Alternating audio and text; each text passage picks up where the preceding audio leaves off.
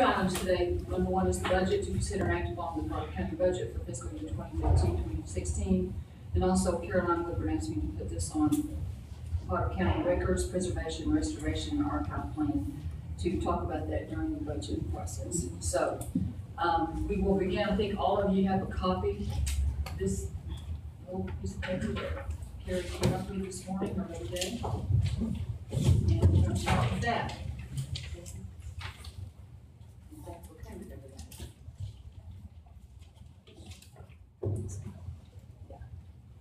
So the county judge's office, we're just doing an increase in stationery supplies to account for the burial paperwork that we may have to do. What page is that on the worksheet? Page one. Okay, so she has it on the side. Okay. We talked about this last time, I believe, we just reiterated.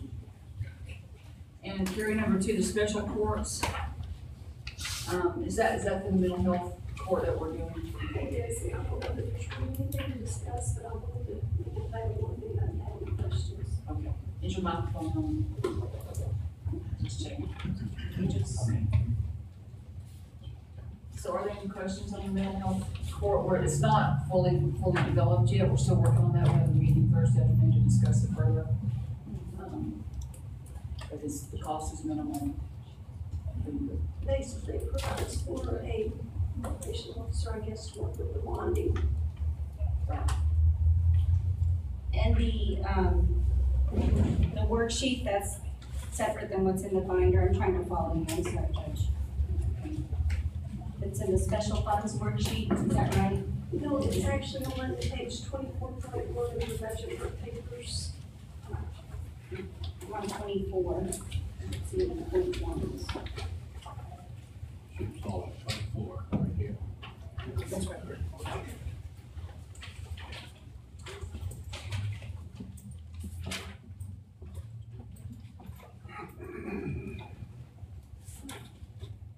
Usually put together different than ours. If we can just look down that worksheet, I don't have that in my binder.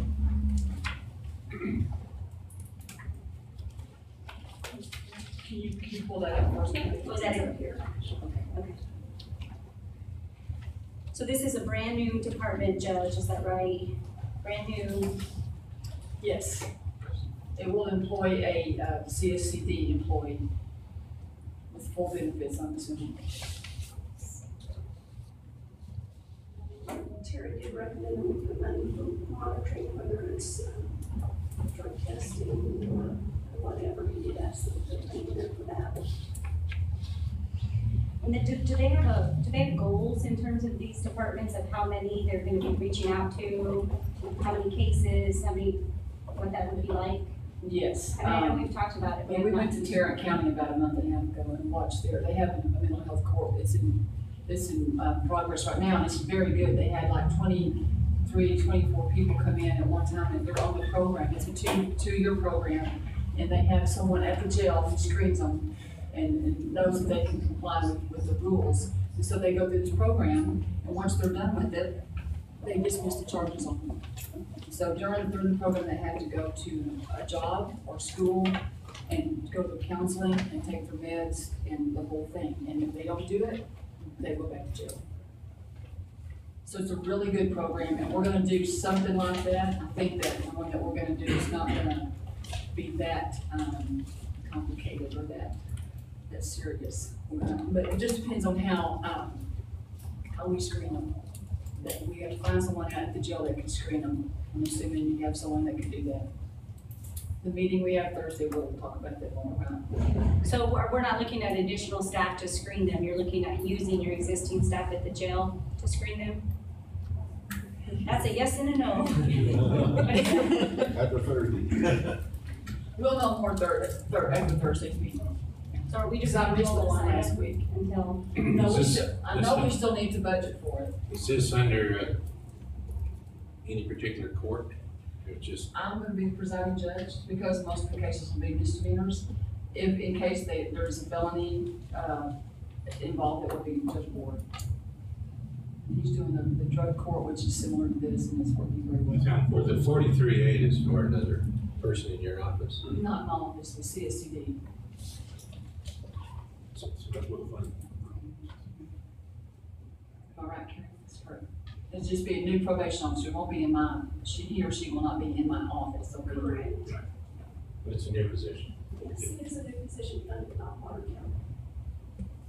And there, Carrie, are there any grant dollars or anything offered by the state for any initiatives like this? I know mental health is a topic that keeps coming up. Right, we are looking at that, and, actually, I think CSC has it in the works to try to talk about like that, and drug courts as well. I have faith in it, I think it's gonna be a good thing for the county, not only will it be a good thing for these people, but also to relieve some of the overcrowding in the jail. A little bit at a time. And they can be viable citizens, you know, once they get out through the program, so. Okay, so is there any other questions on that? No? Will we just, as a court, be kept in the loop if there are additional staff needed for screening or whatever that looks like after the Thursday meeting? Absolutely. There won't be any additional staff, I feel sure. You're right, Sharon. I'm sure. Okay. Okay, is there anything else? The next one is, we're gonna revisit the, Jeremy Fowler's court. I talked to the sheriff and, the other day, and the sheriff and I agreed that, he told me that it's a little bit harder to find people to work overtime.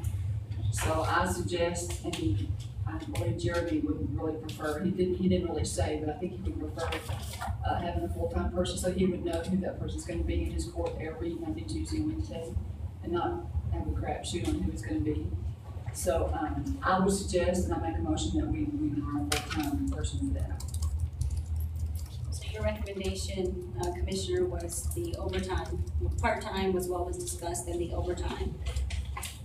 So my only concern, Judge, is that his request and his need is for 24 hours. It's only a Monday, Tuesday, Wednesday, an 8-hour day. So we're complementing that need with a full-time position with benefits and really almost double in terms of expenses of what his need is.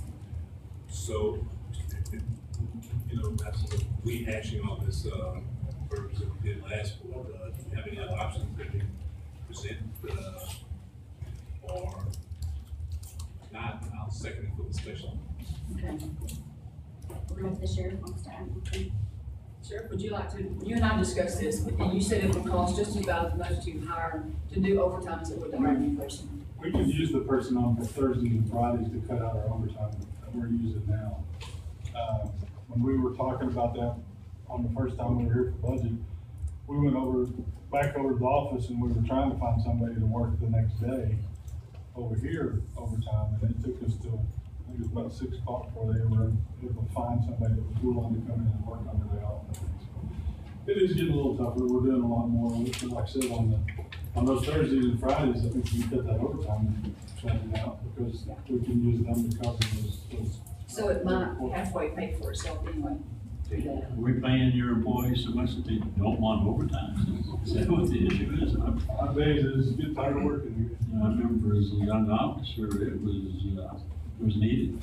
And I find it difficult to understand why you wouldn't have some young deputies ready to. Well, there's a lot of jobs out there now, that officers are working overtime. I mean, Our guys are working more.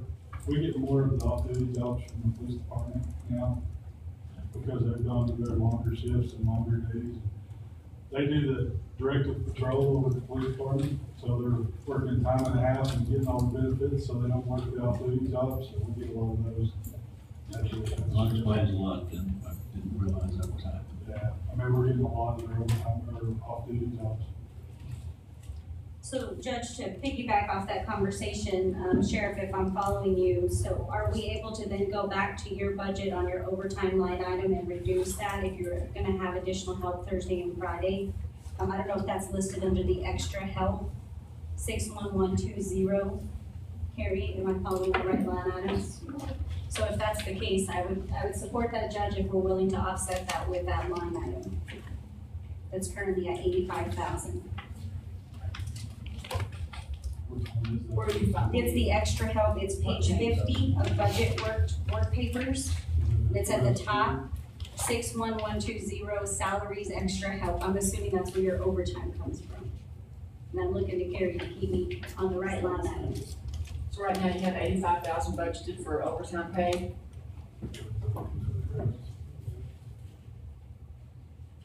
No, that's not that. That's not the right one. For courthouse security? This is your regular budget, Yeah, we're talking about them filling in for courthouse security. strictly. Yeah, just, yeah. So you have a different overtime budget for courthouse security, Sheriff, that you're thinking this full-time could help on Thursday and Friday?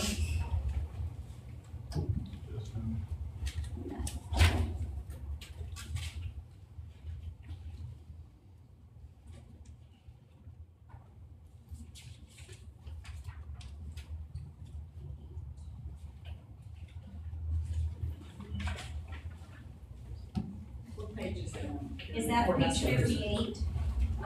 Carrie, I don't know if it's under, It's actually under your special revenue, or special fund for papers, and it's going to be. Page 3. page 3. I have it on the screen. Oh, okay.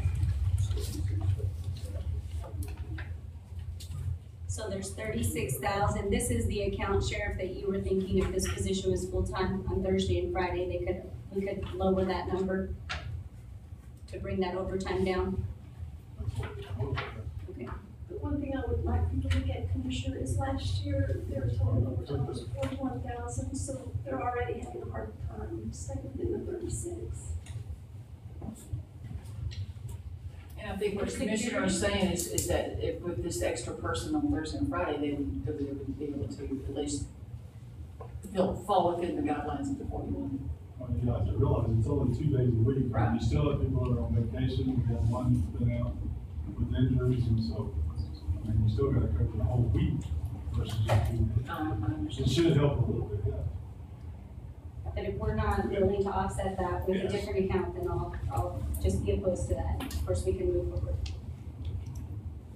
So it's a conversation that would in some degree offset that, that expense? To some degree, but no one knows yet. You can't put a money figure on it yet, We because you don't don't know, know. we haven't done it. Yeah.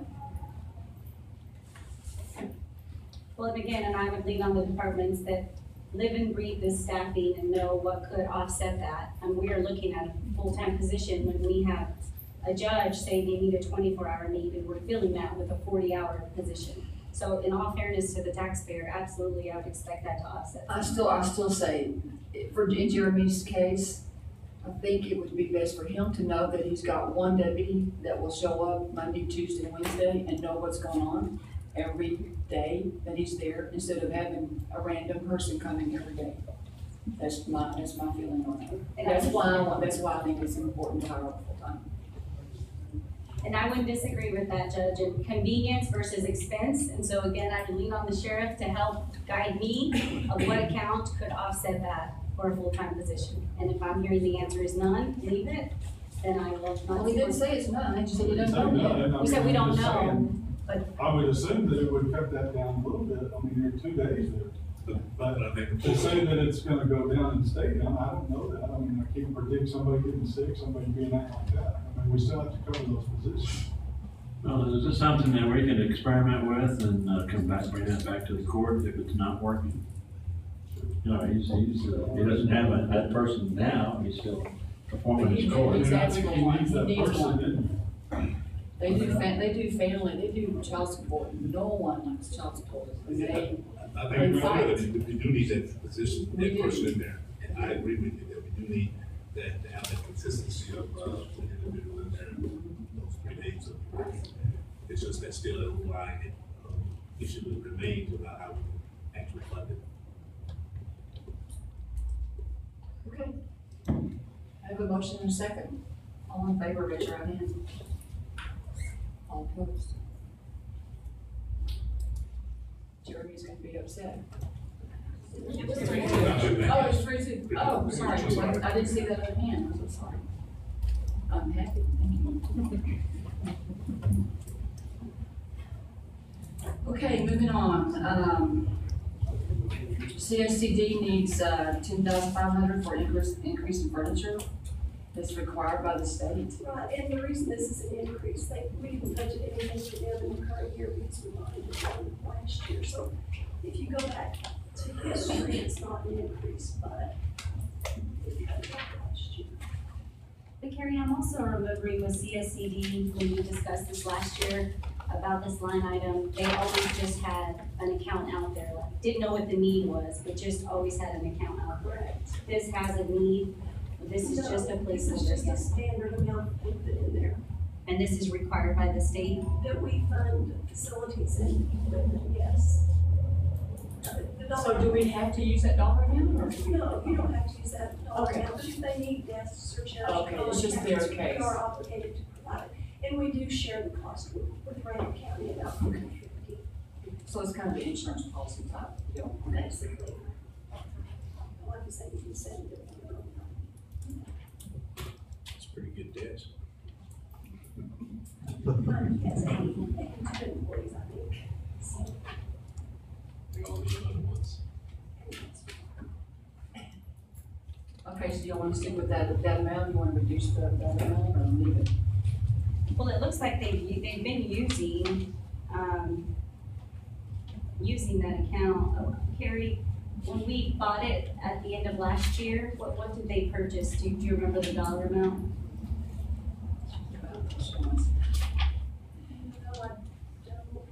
Trying to remember what they would have purchased last year, but I know we made lots of year-end purchases. Is that in non-capital equipment? yes, I believe so.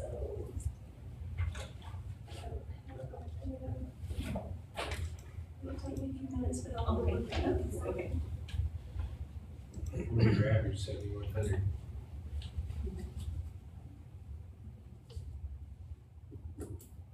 So do y'all want to reduce that down to like 75, or you want to leave it at 10? Let's reduce it, cut it in half. Cut it in half? Okay, so 5,250? I'm that good at that.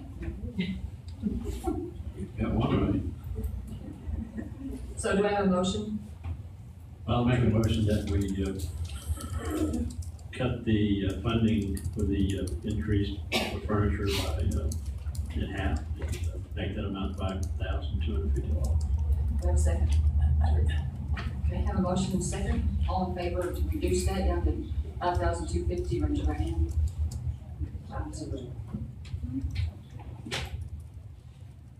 Okay, road and bridge, funding for Bishop Estates. Have we already talked about this already, or no? I think this was the presentation that was made at the last court session. I had an open item before we closed our budget discussions as well. It was roughly $200,000. If this is something we're pursuing, we don't have that in our budget anywhere. And I don't know if that's why you may be added it on, Sebastian. No. We cut 197,000, and, I forgot completely about this Bishop Bridge. It's still in the works, so there's no guarantees, but if it does, we need to fund it now, because we will be doing the next fiscal year. But according to Joe Wilson, we're gonna be compensated for that expense, correct? Well, It's just not in a that, payback system. not a payback, Yeah. eventually, Yes. over years, Yes. years and years. So we need the funding now in order to do it. Has that been solidified as well? How that been? Not yet. And there's lots of open questions of what is that formula, we still have the public meeting. I'm concerned we turned into a loaner and a collector, because then if someone doesn't pay, what I understand, and Dave, keep me in line, it potentially can get a lien on their property. But if I'm not looking to sell my property, it may not bother me that I have a lien on my property. So I think we put, risk. It will just tempt you to lose the property. So, and you put a lien on it, you can't, so. that usually takes some time. But you have to admit that they do need the roads to be fixed out there, there's no doubt. Yes, they do. Yes. What is the funding number again? $188,000. And that's not including fuel and labor, because, like I said, we're gonna be working anyway, 40 hours a week, so I didn't, add that in there. And also, while we're at it, the Walnut Hills Bridge, the utilities to move that. We're, responsible for that, so, and I have to get with Mike Head and figure out what the cost is gonna be on that, because we didn't include that anywhere. I don't know if we're gonna take it and put it in the contract services or how you wanna do it, but that's another project that will be taking place this fiscal year. Yeah, Sure. Commissioner Kelly and I had a meeting with TxDOT yesterday that will prep everybody on and brief everybody for the public meeting, but they're expecting a project start February of 2016, so that will fall in this budget year. And I have no idea how much it's gonna cost yet, but I'll have some numbers shortly, as soon as we figure out the minor details and access and all that other stuff. It's gonna cost a lot. Yeah, I'm Our sure it part, is. just our part is. Yeah, yeah, There's And a then- 10% match on it for the funding, Yeah. I remember. yeah, I mean, that's a good deal considering the work they're doing, so. And it needs it, definitely needs it. It does. So how do we account for this then? $188,000 for Bishop Estates plus the Walnut Hills Bridge. Mr. Kelly, do you remember how much it was gonna be for our part? Is that on the Walnut Hills? Well, It's just a 10% match. we did an agreement where we did some, regular work that we always do to compensate the state for it. Like we put in drainage, culverts and stuff like that, that's where our part comes in. We don't have to monetarily pay anything. And culverts and things like that, Yeah. can be used as. Yeah, our daily work, we just give them a list of what we're gonna do, and then we do it, and then that's our half of it, or our 10% of it. So So you we don't have to pay an anything. estimate on that right now? No, we don't have to pay anything, that's just the work that we've done. Just over- Yeah, just regular work for drainage, and it has to do with drainage though, it has to do with culverts and bar ditches and stuff, and we already did most of that. And I think our match on that was 7,000. Roughly, so I'm looking at the agreement here, I think it's 7,000 roughly. Mhm. But you're saying the utilities work is gonna cost us? The utility work is gonna be the money, and I don't, like I said, I don't know how much that's gonna be, that's the only thing we have to pay. Have we done a project like that where we have moved No, utilities to at least never. compare it to? No. Never. And like I said, I think there's a gas line and electricity Is underneath. this something the county's gonna do? We're gonna hire that No, out? we're gonna have to hire a contractor. I think they said there was a phone line, gas, and electricity meeting yesterday. Yeah, and it's just hanging underneath the bridge there. And that is part of the agreement that Judge Ware signed, that we would be a part of the utility, utilities. We have a guesstimation on Mike? I have no idea. It's first I've heard about it, I think it, yes. It's the main infrastructure for those areas. Sebastian, that's the main infrastructure for power supply, primary. To the other side, I believe so, Well, that work with the Excel engineer, did cost on that, what it would take to relocate it. And then work with it. Surely TxDOT's already done all that. No, I don't think so. I think that's part of what we own on the agreement. and I've been waiting for them to give me the, further along, we're taking it step by step, so I haven't even approached that step yet, so that's why I don't have an estimate for it, so. Sebastian, is there a contact, anybody at the city that moves utilities quite often that could at least give us a comparison? I don't know that they do that either, I'm not sure. I can. But in terms of like a total project cost, they may not be the one doing the work, they're obviously working with Excel and that kind of thing, but they have to take it out for bid as well. I can research it, but I don't even know if, More Electric would do that, or something like that. I think it's something you and I need to discuss. I'll research it and see what we can come up with. Okay, so we don't even have a clue what it's gonna No. At first, Roger and I had talked about it, and he was saying maybe $10,000 to $20,000 maybe. But that was just a guess back then, when we first started this, yes.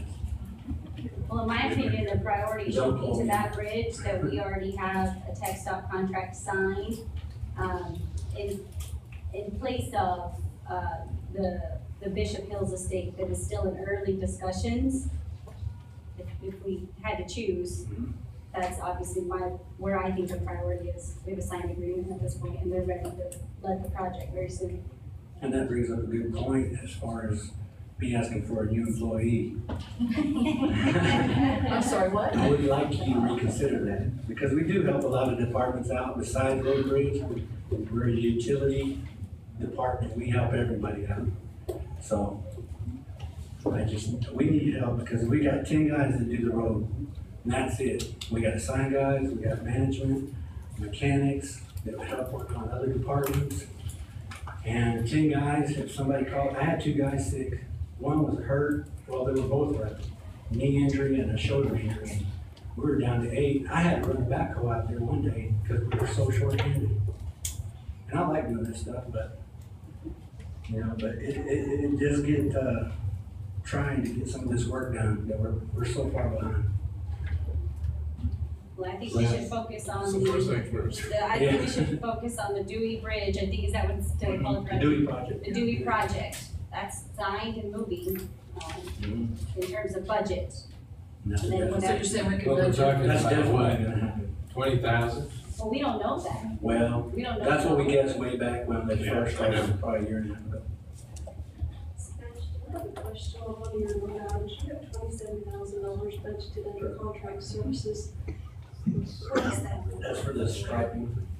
In the past, the striping's been charged to your road repair supplies. No, well, it had been, but then last year, we decided to put it in contract services, and I don't know how that worked, we just stuck it in there, and we used that account whenever we had, all the roads that we did striped.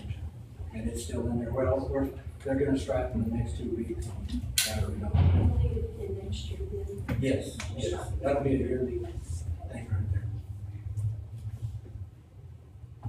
My concern about throwing the Bishop ranches to the curb is that we have a community that's willing to work together and actually eventually pay for this themselves. And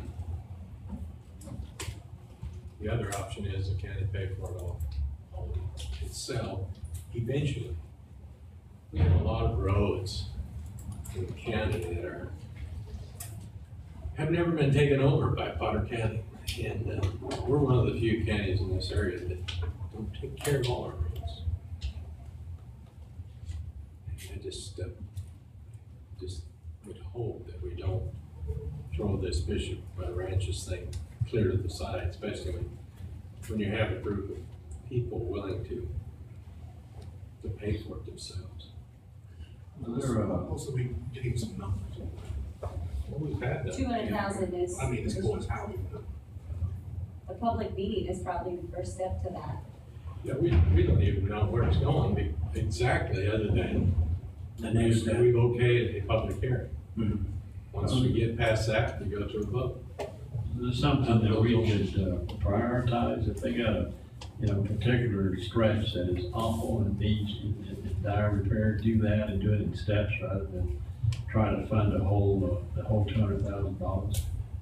I think if you read the statute, it doesn't say when you have to do it once it's passed, it's just that we will do it. So to that point, Commissioner, I think for this fiscal year, our focus should be on the Dewey project that is signed and letting soon from a dollar perspective. And I certainly wouldn't say that we're throwing anything by the wayside, we just need to understand more. Because there's just competing What else do priorities. you want to They're just understand? competing. The formula of how, I could give you the formula that they have figured out. Yeah. They have already worked that out. that would be great if we understood that as a board. so in lieu of a public meetings, I think that's basically what we're looking at for that process. I think we probably all feel fairly comfortable that My only reservation to that, Commissioner, that I would say, I am personally very nervous about the election, is that the majority of the total votes cast wins, for lack of a better word. So if there's 4 votes and 3 support it, that is a successful ballot versus the total population percentage. And I'm not saying I disagree with the law. We can't do anything better. Right. and that question was posed last Right. time, so. Yeah, I'm just saying I have reservation about that, which is why I shared that there Well, hopefully. if you have a reservation about going forward right now, I don't know what to say, but I mean, you're gonna spend some money before you even get to that, because we're about to publish notice twice in the paper. we're gonna have the expense of sending out the ballots, so it's that project is on the road, so to speak, at least as far as trying to COVID. But the stuff that, you know, and to me, the question for you guys, legally speaking, at this point, is just the budget, it's the budgetary aspect. The legal requirements to vote and everything like that, the law lays that out pretty clearly, and, I mean, that's the way, you know, it's just we're kind of stuck with that. But if it's a project that we're willing to pursue as a court, and so when the presentation was given to us and how it was presented was, the next step is just a public meeting, you're not committed to anything. So that's definitely how I took that conversation is, let's open it up to the public, there's nothing wrong with having those conversations. I did not take it as now we are locked in, we're ready to go for the election. No, you're not, No, but you But if you refuse to ever fund it, then that does to make the decision. And ever is the key word. I'm not saying that at all. I'm just talking about this fiscal year and the competing priorities, which our number continues to grow in our deficit. You said something about funding this fiscal year. If not, what are we looking at as far as the burden of the county and as far as expenditures and doing that at one time? I've already cut the roadway material budget $197,000, so I'm gonna be tight on funds that I normally have in there, so I don't know.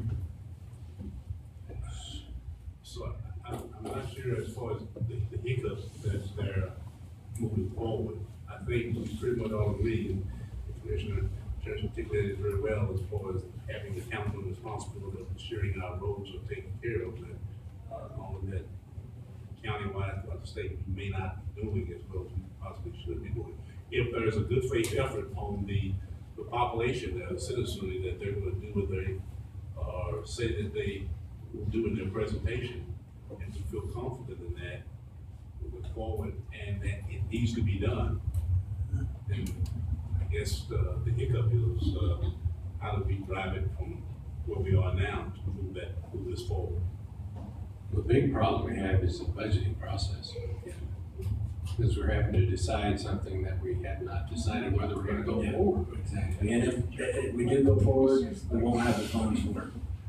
And if we don't do something about it before budget, I'm just preparing you for the next year. Just trying to get us to think on that sense and make that determination.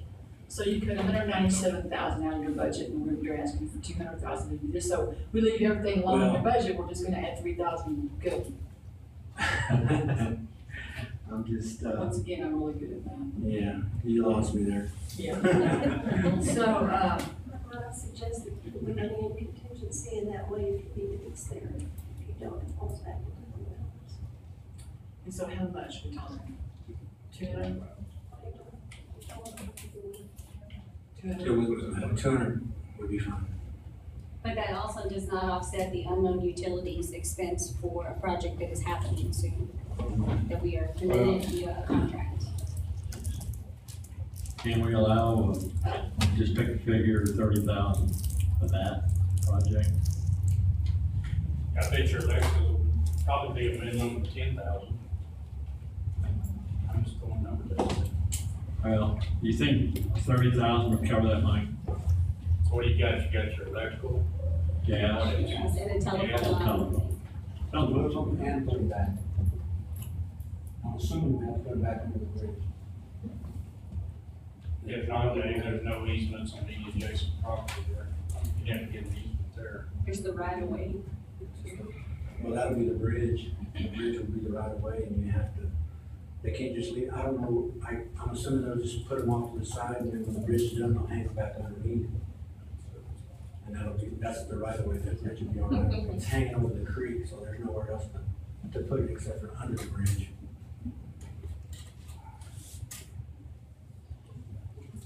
Okay, so you'll Put go 50,000 in, let's see where we go.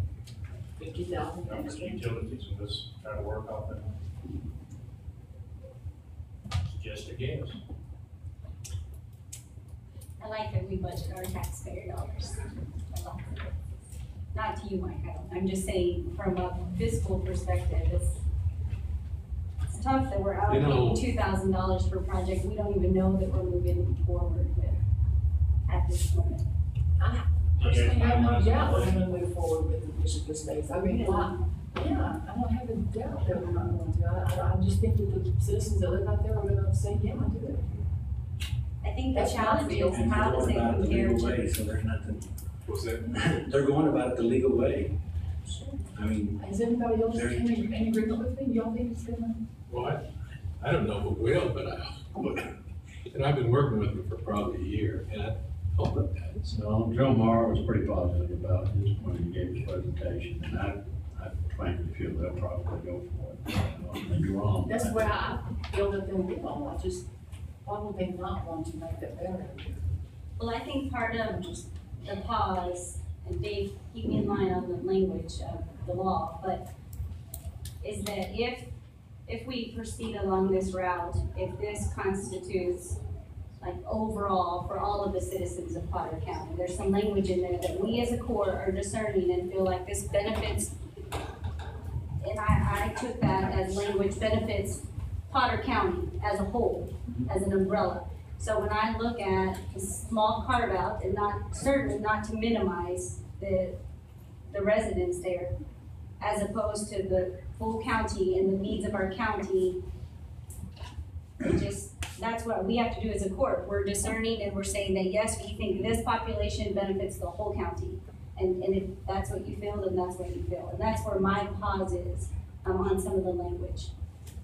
Not to mention the formula and stuff, but that's just financial things we can work out. I think the needs of the county are being pretty well served throughout the county. There's some special problems, and this is one of them. Are you thinking that we're getting someone who really afraid in the court before the Lord? I do, and I think we're setting a precedence, quite honestly. So I think this is the cusp of something, and Those citizens are ready to pay for it, no problem. Even if it's a tally of 5 votes being received and you've got a 3-2 positive, it is what it is. Well, you should be at their, community meetings, it'll be a whole lot more than 5 votes. I think he I said bet that you 22 out out of of 20. 25 is what he said 22 out of 25. yeah, so there's 25 residents in that in that area. in that area. So again, it's to us as a court to discern if the 25 residents, if we feel like that is all encompassing of the overall need of the county. And that's where That's only one part.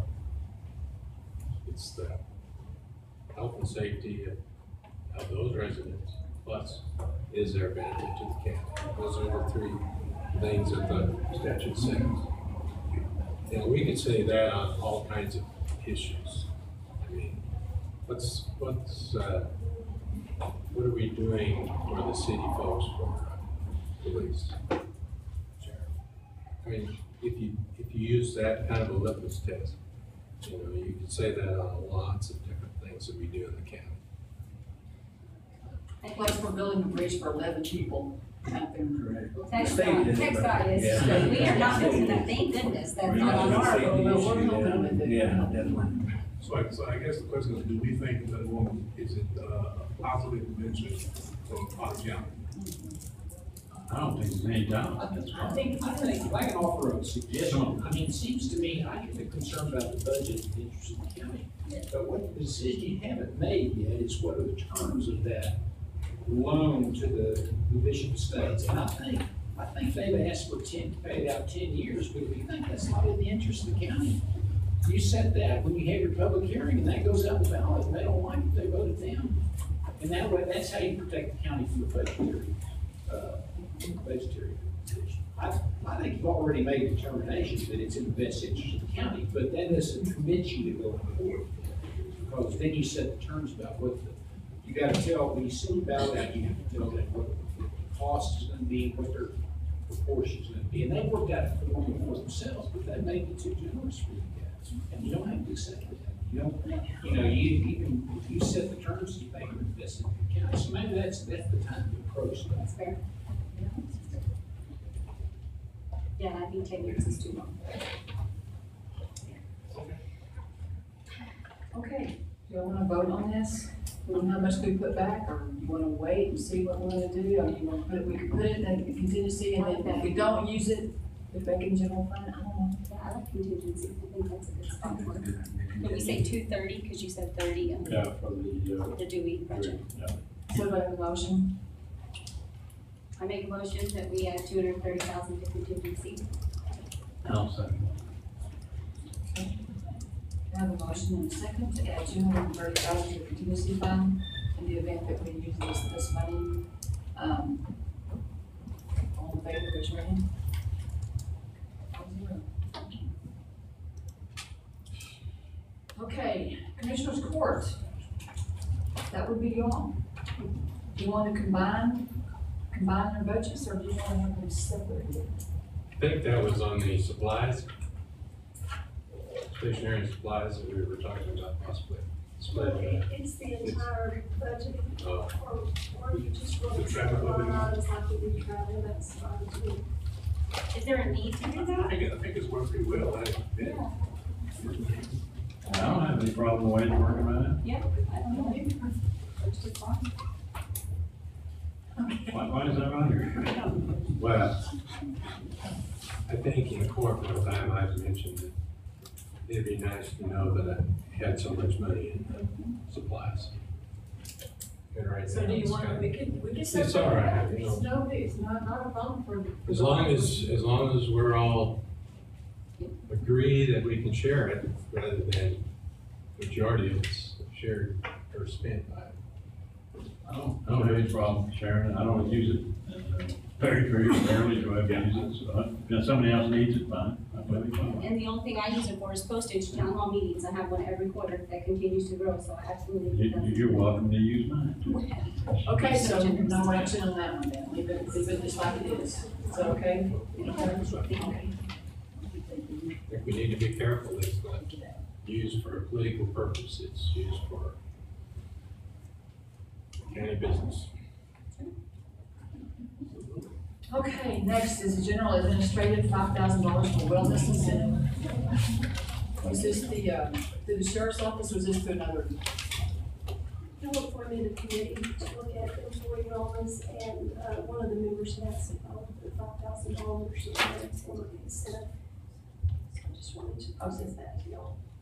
And Kate's here, she's on the committee, she thought we would speak to it. So incentive, what would the money be used for as an incentive? The wellness committee had hoped that throughout the year, as we developed the wellness program, that we might include incentives for certain behaviors or activities throughout the year.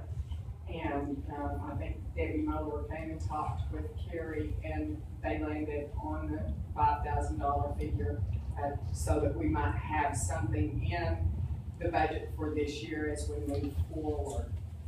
Give me an example how that would be used. To offer a gift cards for certain behaviors, or a reduction in premium for certain behaviors. That honestly is one of the reasons why I wanted to visit the design and structure of a specific wellness type program based on our plans. Like, there are a myriad of different ways that you can use incentives. I don't have a problem with that, but I'm not sure if you have a defined category of how you intend to use it. We don't at this point. We're in the preliminary stages, but the goal was, or the thought was, to be able to set aside a small amount of money and a figure that as this wellness program develops over the course of a year, that there would be a budget where we could look at offering some incentives. Like if I were a smoker, then maybe you might pay for these patches or something like that. We already have a tobacco cessation program that covers that, but something like that is an example. It might be, Not calling in sick. for 3 months in a row or something. Give them a It's gift card more, for me. it's more, That's an option.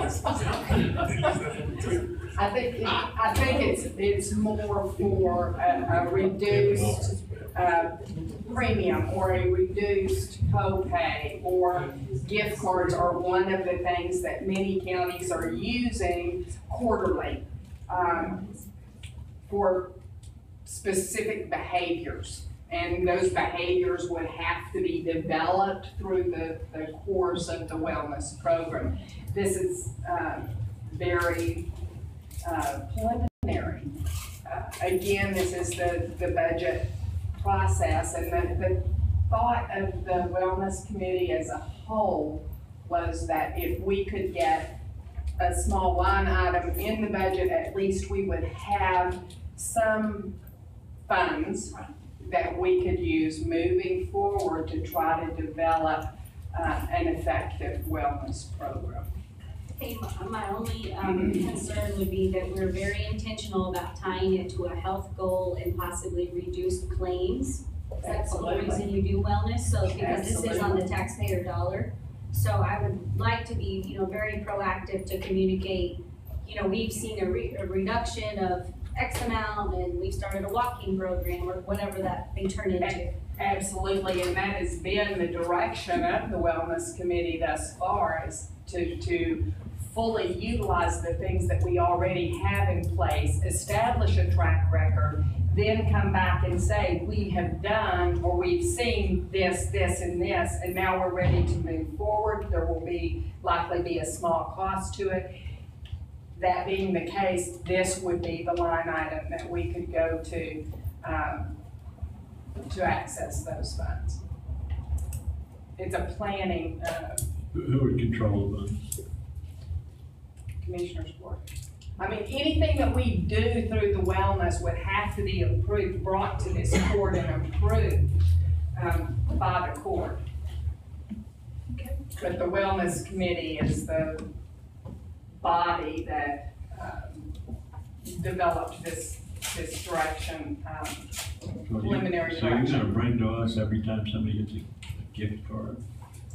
No, What are you gonna bring to us? No, it would be the strategy. And once we get to the point where, where the committee is ready to move forward, to offer some incentive, those ideas or incentive possibilities would be brought to this court and the decision would be made before any incentive was offered. And the numbers and all. Exactly. So Judge, you've taken this out, are we adding that back in? It's currently. Yeah, I took it, I think, I don't see any reason why we couldn't put that back in. I mean, I don't know, I mean, wellness is obviously a good idea. What do you think? Somebody else talk. Well, I know, it's a lot, we could reduce the amount for now, just to see how it goes. since we have no plan, I don't know how we can fund something, just saying. Well, think about Bridge, think about Bishop Estates. We've got a A plan. little bit of a Plan. I think in moving forward, the category of strategies there, and the plan is forthcoming. And the number of funds that would be inserted in that budget, which inclusive to where we would go, so. Wellness is always good, we should always be proactive and encouraging it, for our employees as we can, so. I don't have a problem. So you want to stay with 5,000, you want to reduce it down to something? Unless someone else can throw something out that, send us back, I'm just.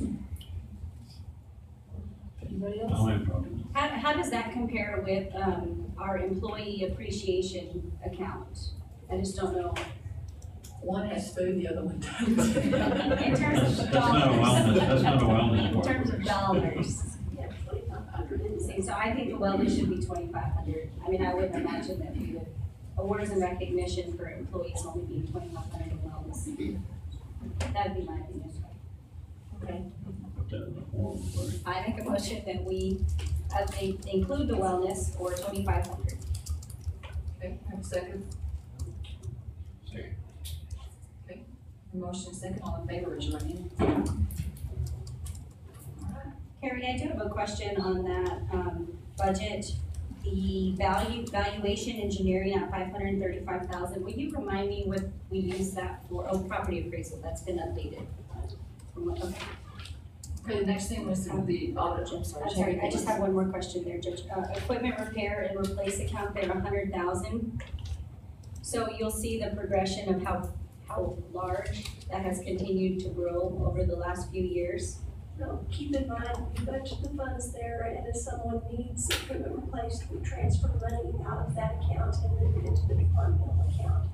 We typically start every year with 100,000. Okay, and so this is just actual, whatever's left runs into the fund balance, okay. 73 is what's left of the 100 last year. But when we purchased many things at the end of last year, this is the account that it came from. One of them, yes. Okay, thank you. Okay, and then on yours, Carrie, we already replaced, we're gonna replace your check printer, correct? And On one laptop, okay. right, and, the public hearing on, a budget will be December. I was gonna say, how'd you pull that off? Oh, yeah. What time in there? It's at noon in Judge Anderson's courtroom. Okay, we didn't take that, we left that in, right? It is for the time being, yes. All right, any questions on that? This is the check printer, this is the printer that prints checks. Right, and I actually have some checks, so we have a backup in case any one of them goes down. Okay, moving on, and the district courts said all budgets the same. Right, last year we had 3 courts that are also serving Randall at lesser amounts. I asked if we could put them all the same and have Randall reimburse us, which they do, but the reimbursement goes to a revenue account. But they did ask that we make them all the same. Anybody have any questions on that? I don't know, Yes, go ahead.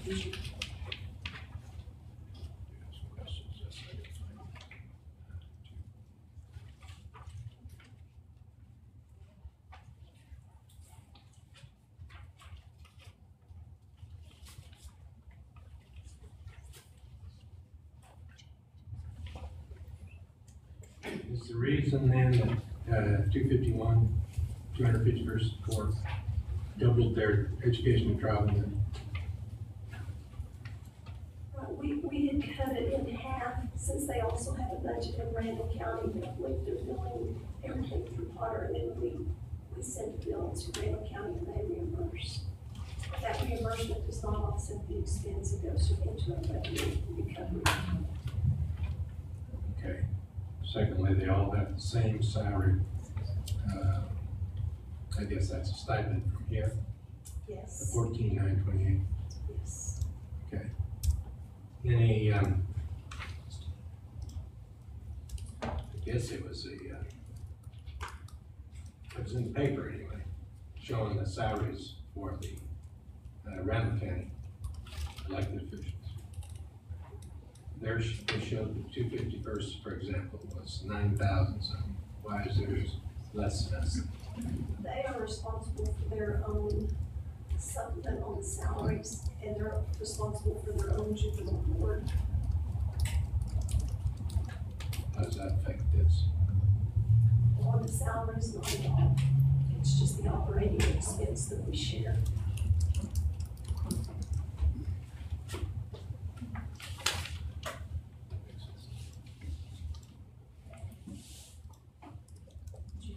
I did, carry on the extra help at 15,000, so last year it was budgeted at 10, and it looks, one of them had 15, one had 9 last year, one had 10, is there a reason for the increase? What we did is we took whichever court had the highest amount and took them all to whichever court had the highest amount. So it was kind of an arbitrary number.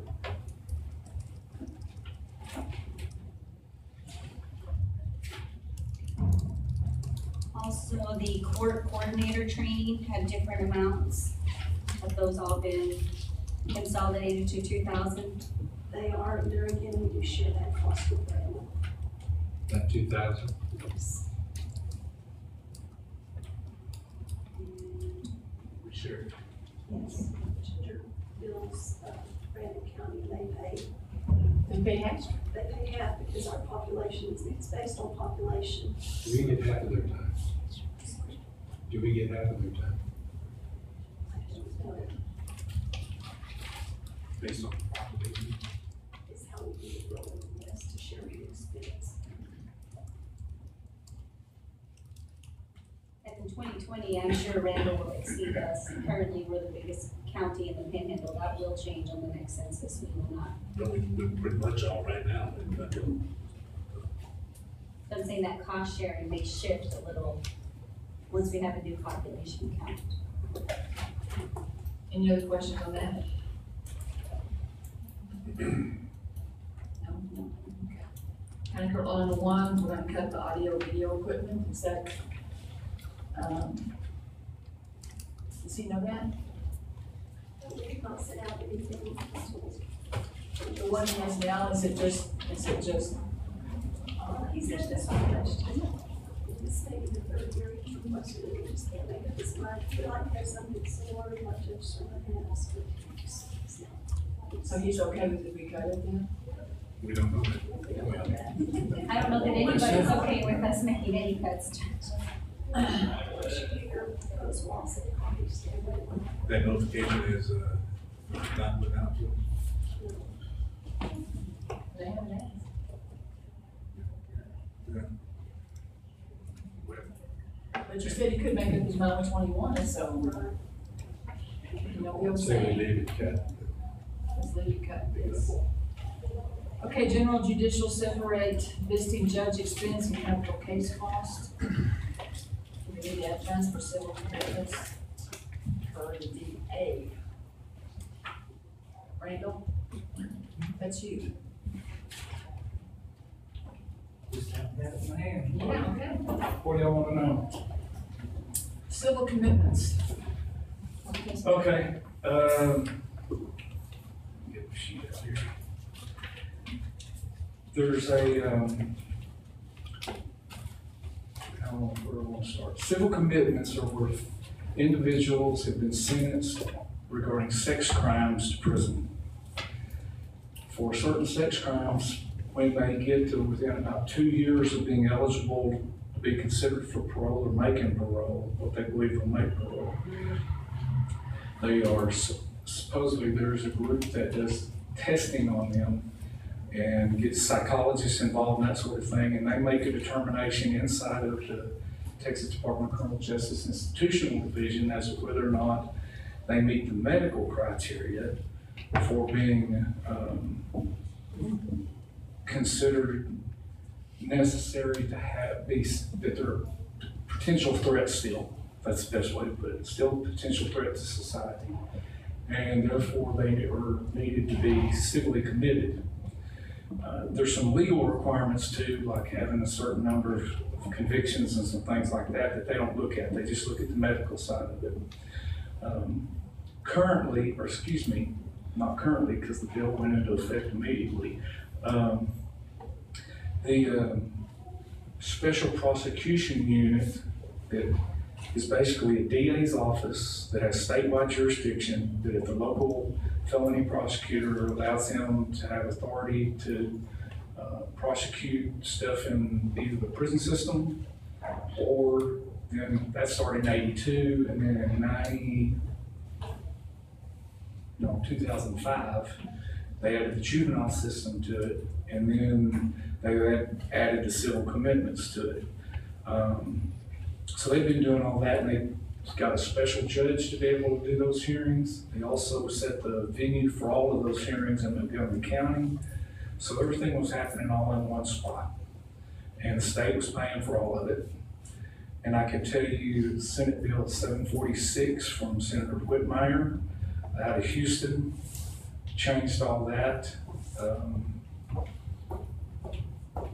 He's the oldest, or not oldest, he's been in the Senate. He's the dean of the Senate. He's the senior member of the Senate in the Texas Senate. So, basically what's happened is Senate Bill 746 passed. 746 has taken the jurisdiction of those particular hearings away from Montgomery County for several reasons, in my opinion. First, there was issues with the district judge that was handling them. That was the only type of cases they were handling, or he was handling, and nobody would run against him. And he's been sanctioned privately about some of the comments and things that he makes, statements he's made during jury trials and that sort of stuff. But nobody will run against him because nobody wants to do all those same hearings every day. So that's one of the kind of publicly stated reasons. There was issues with that. Then it was a great trend of thought that, wait a minute, why are we paying for all of this? Even though it was two legislators, a representative and a senator's idea to do this kind of bill in the first place, the civil commitments. So basically what's going to end up happening is you've got an unfunded mandate that came your way in Senate Bill 746. They took the jurisdiction away from the judge in Montgomery County, placed the jurisdiction to handle those back in with the to the court of original jurisdiction that sentenced them on whatever the sex crime was that causes him to be in prison at that time. So it goes back to the court and thus to the same county. And guess what, folks? They did give, they made the bill go into effect immediately, despite, I'm the chair of the executive committee over the special prosecution unit. And despite our objections about making it immediate, because it is, felony prosecutors try felony cases, criminal cases. We don't do civil cases, except for the one rare exception of the asset forfeitures. So the civil commitment deal has very specific timelines and things that you have to go through. It is a civil commitment.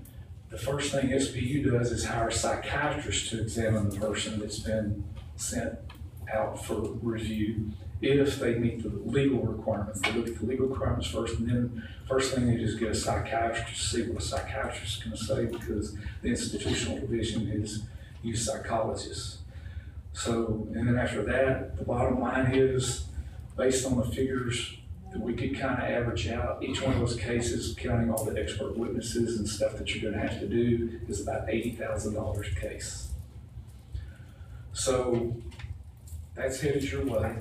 Per 1,000, Potter County has more individuals civilly committed than any other county in the state of Texas. Another one of those stats that we're absolutely on the wrong side of, as many others. So they're kind of like the capital murder. We've got the budget for the capital murder, in case we have a capital murder that's got 300,000 or something, 400, something like that in it, 300,000. Carrie and I talked about this, and then you've got the change of venue that's got 100,000. We didn't ask for any kind of budget stuff in regards to the civil commitment stuff.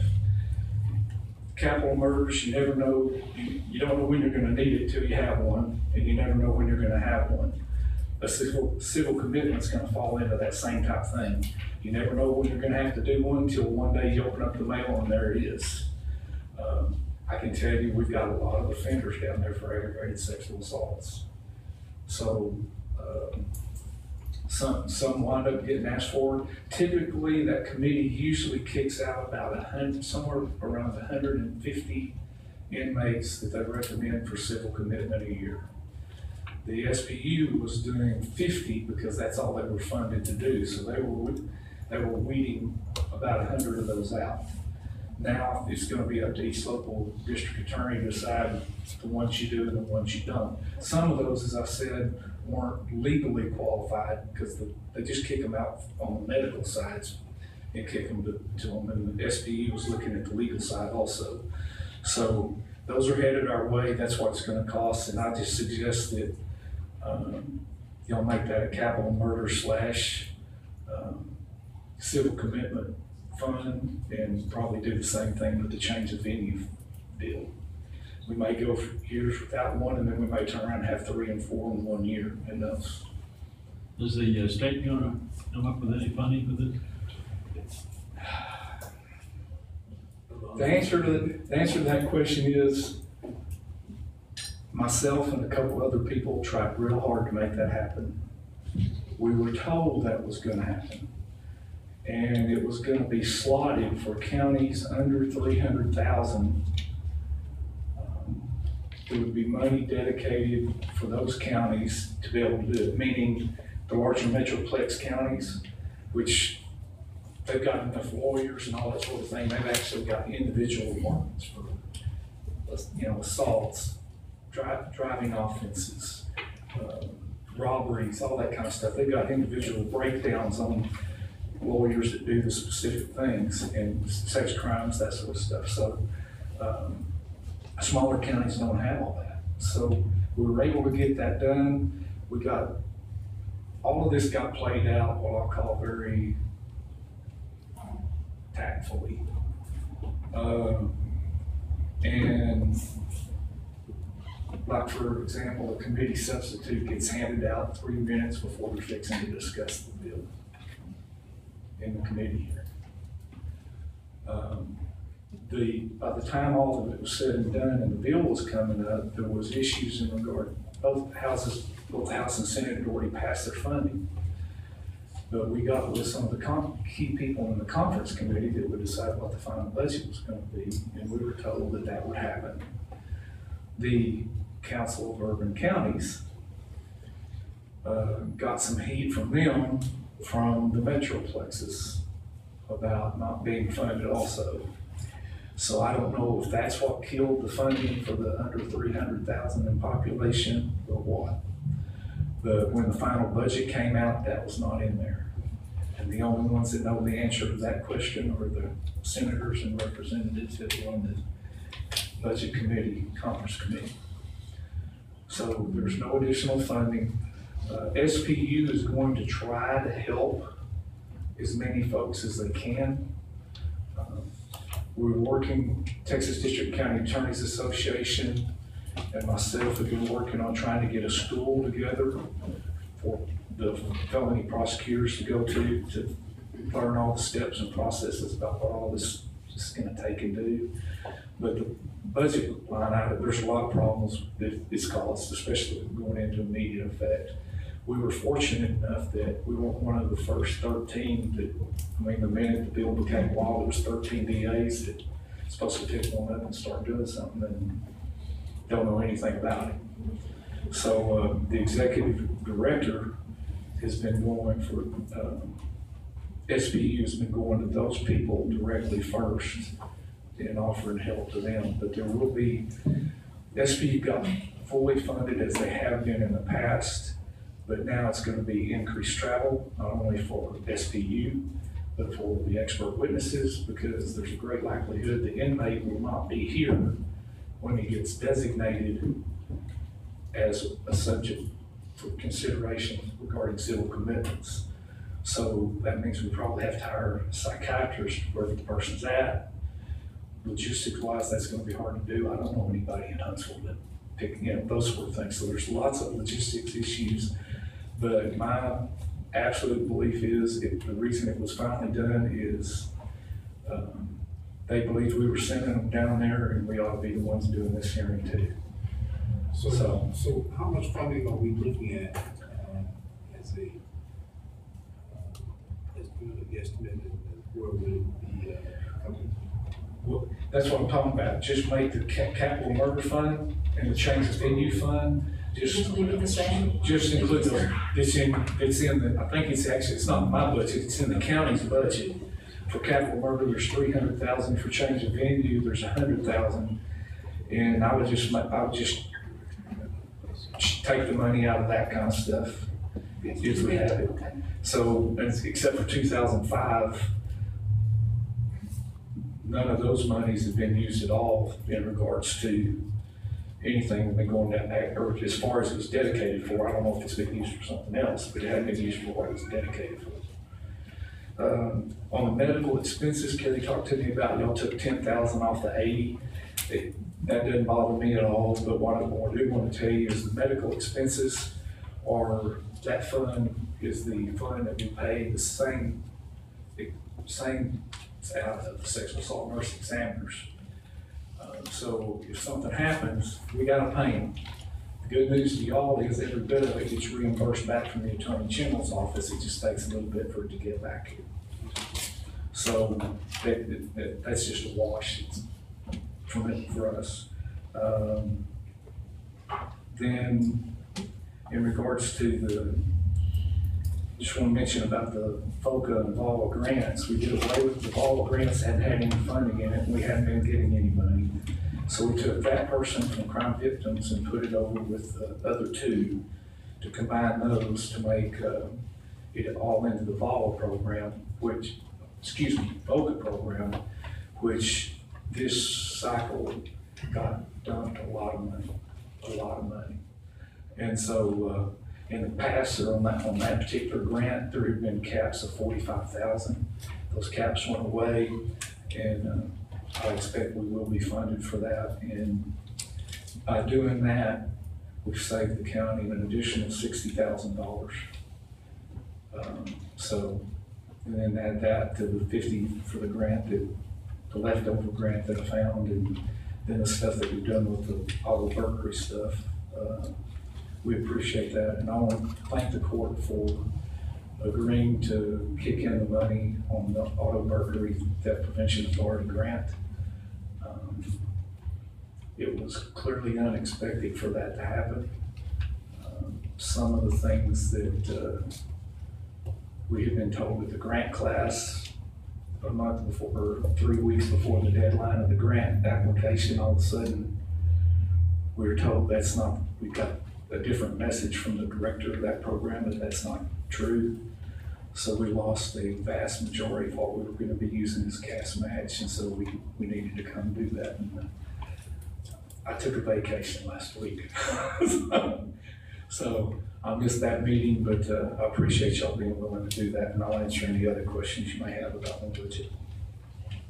Randall, I just have a question, just kind of a global question, as it relates to all of these, quite honestly, sad statistics that exist in Potter County. I mean, it is really, it's heartbreaking when you see the trend of what's happening in Potter County and everything that we don't want to be, but on paper, everything that we are. And so, you know, it's one thing to go through the fiscal piece and you know, we kind of do what we've always done, and that's where everybody starts, is what we've always done. How do we start to really come together as a county to be aggressive in tackling some of these things? And I know it's really a shift in mindset, because then you move money to preventative, that all of a sudden you can't track the same way that you can track X amount of people in the jail or medical, but how do we, when do we, and maybe this is a question for just everybody to ponder on, when do we finally say, this is enough and this is not what Potter County wants to be?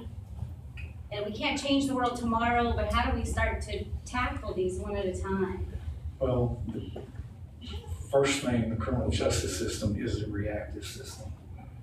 The court system is set up to be reactive for us. What I can tell you is, starting from 30 years ago, except for 7 years, I've been here. And about every 3 or 4 years, those questions get asked. But it seems like for teenage pregnancy, the Child Protective Services, or an agency designated us, I think it was first or second this last year, for being most likely county to have a child under the age of 6 die. Things like that. We are clearly, no question about it, on the wrong end of a lot of statistics. The answer, I can tell you a lot of folks have thought about that. Danny Hill, when I was his first assistant, we did a lot of thinking about what to try to do. From the criminal justice system, it's not set up to be reactive to deal with folks that haven't broken the law. So there's not really much there. I know, you know, we have a lot of shelters, we have a lot of food services, we have a lot of those sort of things that are helping the homeless, which also attracts the homeless. But Amarillo takes care of those folks. And I can tell you from the criminal justice standpoint and contacting through all that stuff, folks know that, so they come here. It's not 100 degrees with 80% humidity in the summer, and it's not 30 below or below in the wintertime. But as far as, I can tell you what I personally do. I've been involved with Amarillo Independent School District as much as I possibly can, because if they'll give an education, statistics will show I'm not gonna see them near as many percentage-wise as those that don't get even a high school education. So I do stuff like that with trying to do the school districts and all that kind of stuff, and have for a long time. So that's the sort of thing that will help on the criminal side. I think is for things that will help keep folks in school, keep them busy. And I know, the event center got voted down. I wish it would have happened. Something for the kids to stay busy. The busier you keep them, the less, idle hands, idle minds, you got trouble. And so, anyway, I don't know what the ultimate answer is, except for a bunch of people need to get involved, and it's gonna take, I'll say it this way, parenting is not what it used to be. And I think that's a problem also after having dealt with juveniles for 1 year in my career. So. It's just, if anyone ever has some free time, United Way does an annual report that is really eye-opening and shares some statistics about Potter County. I mean, it is very visible that we are on the wrong end of that threshold, and it's disheartening. It's disheartening, as leaders in this county. So anyway, I just shared that because I wrestle with that often. Yeah, I don't think any of us do not think about that. Oh, sure. Because this is a major concern, and it's a big part of our budget. If you look at 73% of our budget, it goes for criminal justice, law enforcement, detention center, and that sort of thing. But I think, societally, culturally, things have changed a whole bunch. And I'm not sure that, not just on the county level, but national level, we are doing what we need to do to keep families strong. I'm convinced that it's a strong central family that keeps our society strong. And so, how do you do that? I don't know. If I had that answer, I'd be, but I know it's a question we all have. Quite frankly, I think that's an individual. Everybody has to make that individual decision that I'm going to do the right thing by my family. And I am a firm believer that sexual abuse of children is passed down through generations. I am a firm believer that because they generally had it happen to them at some point before they wind up being a perpetrator themselves. Domestic violence, same thing. They saw it in the home, so they think it's okay to do. You grow up not knowing that it's any different, and you do the same thing in your household. So, and we have a lot of both of those. Scott can tell you about the Class A's. I only get them after they've been handled at least once. So, the individuals have got to step up, and that, unfortunately, is probably about the best answer there is. Oh, I appreciate it. Thank you. Anybody have anything else? Thank you. Thank you for the appreciation. Okay, the next one is public service, fund Canadian River, soil and water, 5,000. Judge, I want to say one more thing. Okay. I'm glad I don't have y'all's job. Well, we're glad we don't have yours. After hearing all that discussion. Okay, I think this is something you put on I do have an item on here. I'm looking for it. I did not add it to the spreadsheet, and I didn't know you wanted to address that. Absolutely. So, page number 55, public service. So I'd like to recommend to the court that we add a line item in here for a strategic plan to really to piggyback off of the comments we just talked about, some of those statistics. I have visited with the city and they are willing to cost share with us, so we are going in Packers if everyone supports this, to really start to look at our infrastructure in East and North Amarillo, which we know is dwindling away every single day. And so the vision is to do some type of strategic plan similar to how downtown was really started, and going out to the various civic organizations, starting to talk through, look at statistics, what is happening. Part of the request in that strategic plan, whoever does this, is that they come back with some financial tools that we don't know of today, similar to what happened with downtown. They came back with the tiers and the TIF and how to really get any of this moving. There will be a focus on potentially some residential infilling. I'm calling it the right thing, I had to write it down. Because in those areas, obviously, their houses exist, so you're not looking for big developers coming in, you're looking for those to come in and fill in the various parts of the county. So I think it goes without saying those two areas of the county need something.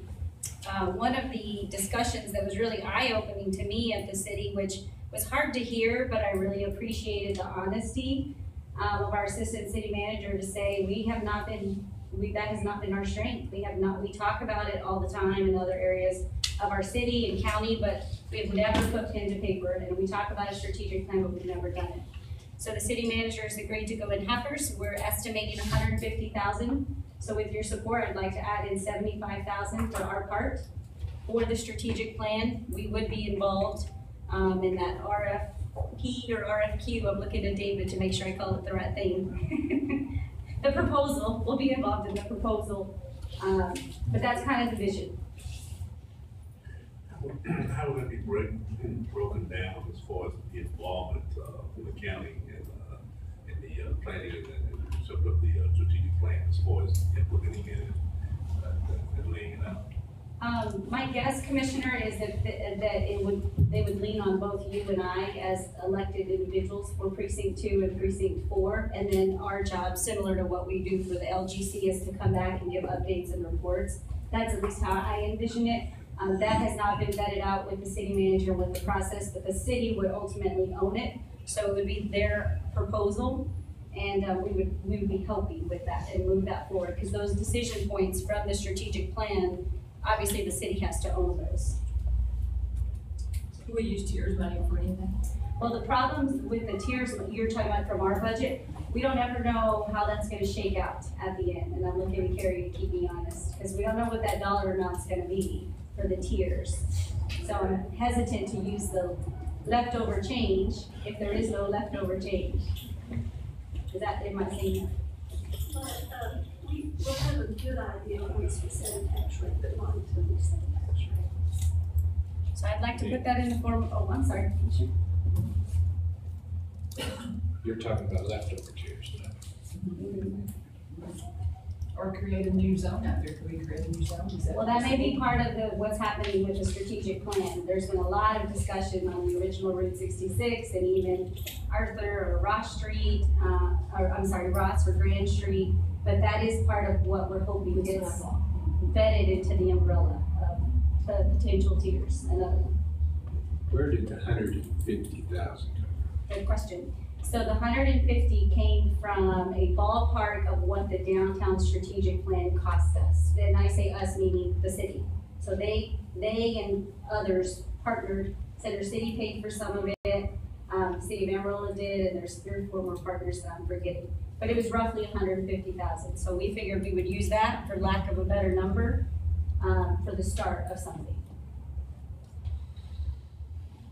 So will the city go after those same entities again for their 75?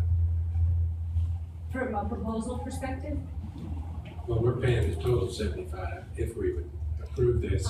Now, the city, will they go after Center City? Will they go after these other entities where they can get other funds where we only get funds from property taxes? That was not our original thought, and the reason was the other parties were interested, an example, Center City, in the downtown piece, because that's where they're located.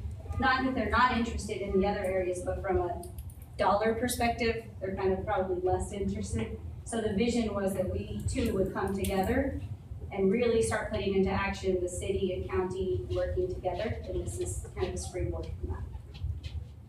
I Would we put that cut in, any of the other ones? I'm sorry, Would we cut any of these other items?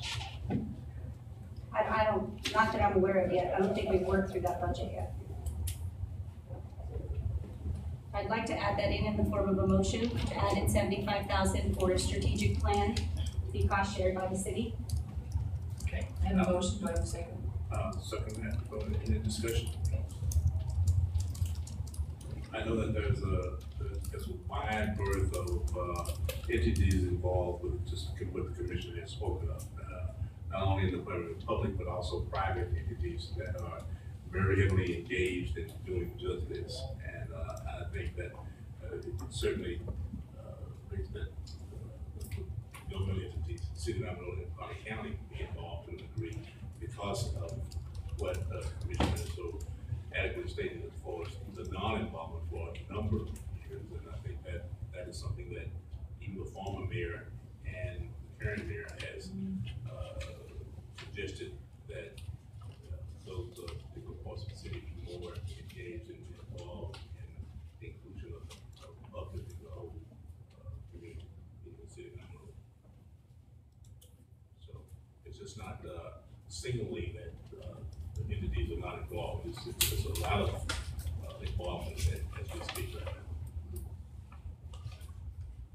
Okay, I have a motion, second, all in favor of adding 75,000 for strategic planning for the city, raise your hand. All opposed? 4-1, is that right? Yes.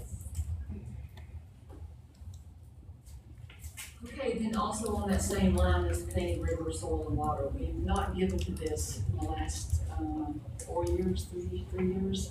They're asking for $1,500. Y'all want to contribute to that this year? What will they do with the dollars? I mean, what is the need? I don't think we need any water. No, I'm kidding. I think the letter that they sent requesting this said something about put it towards educational efforts that they have. We haven't No, we funded haven't that. done it Yeah, for so several why years. is that? I don't know why, it was cut out before I got on here, but I know that you used to. But it doesn't even have to. So, any suggestions? Yes, do you want to fund it or not? Remember, I don't, we've never had it. Have we ever funded it, Carrie? We never have. Is there a need? If we do, it's before we roll back in the minutes, and we'll cut everything out. But they keep asking every year. So asking in the area of what are the needs? Education. Just notification. Soil and water conservation is what they focus on. Advertising. $1,500. Okay, let's cut that out. We need to vote on that, or y'all just okay with that? Okay. I'm sorry, I didn't say you, Judge, I'm stretching a minute. That's okay. Y'all want to take a 10-minute break? Yeah. Yeah? Yes. 10 minutes, okay.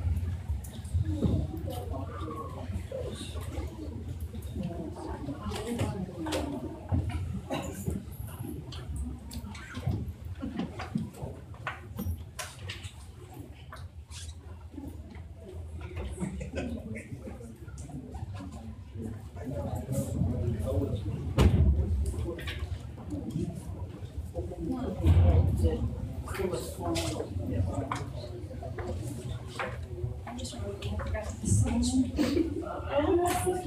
I think the document. Oh, yeah. You're about to see what you think. How did you?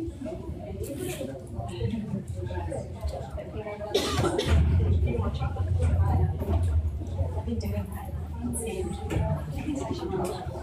I've done it, it's probably about 6 months ago, it's on my and it's like 59 minutes long, it's not very long. And it's 1% last night, she said, you can do it. Okay, that's a wise way. Just point out.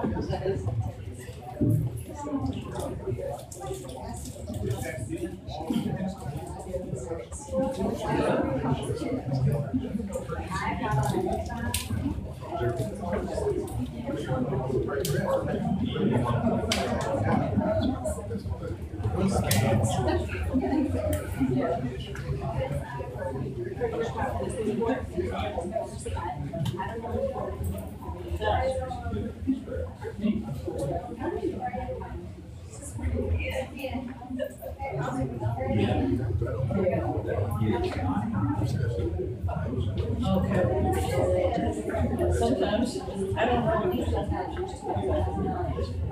but I knew that you had to do something for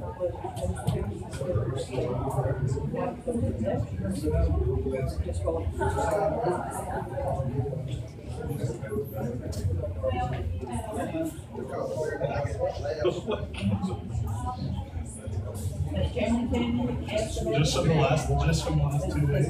Yeah, it's something today, they're expecting to build on. So it's a soft day and usually. Yeah.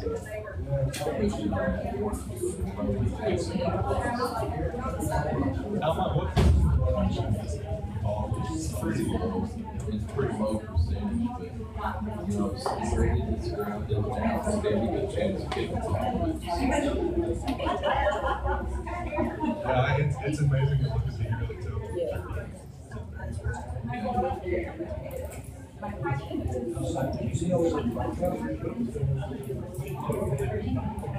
Yeah, is it covered all that?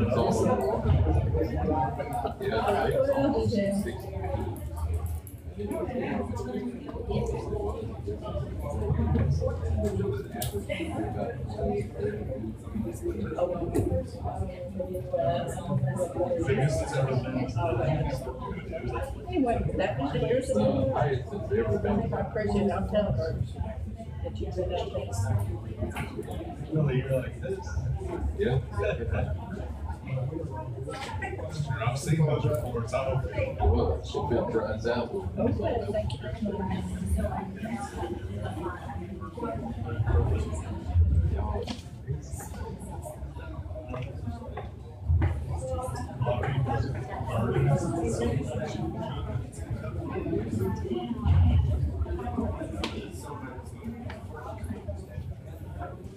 I didn't know it rained last night.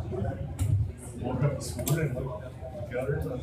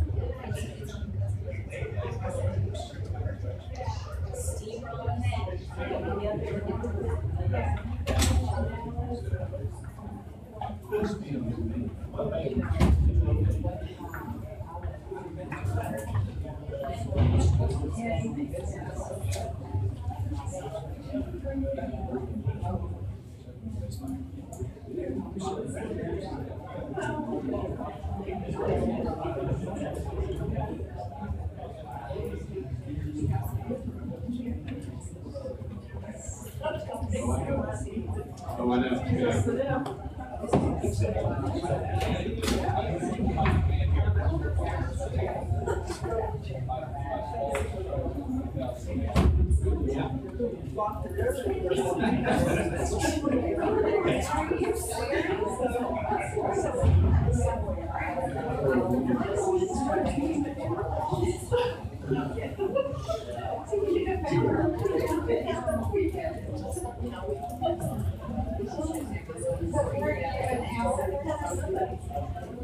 Yeah.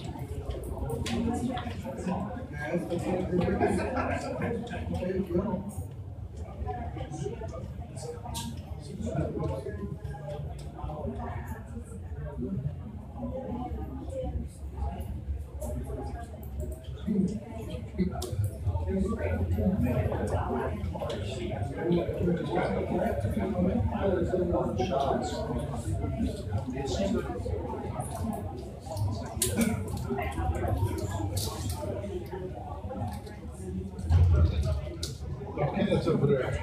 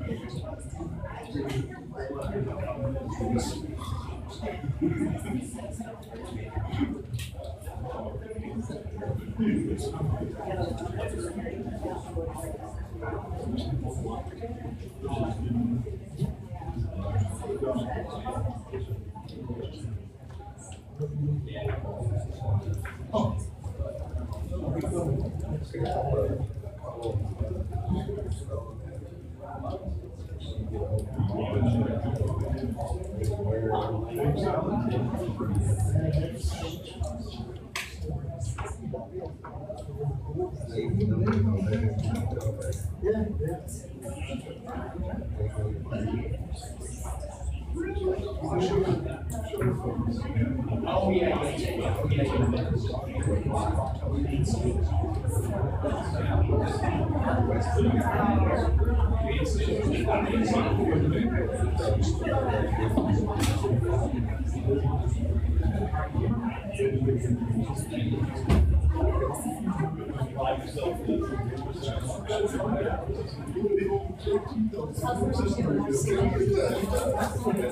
Wow.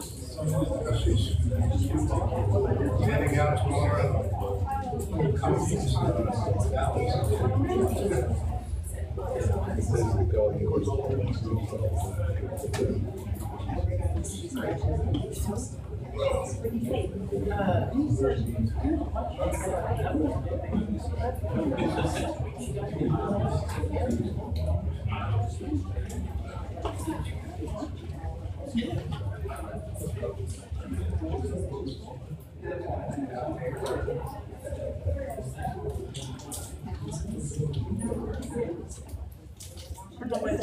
don't even know what this is.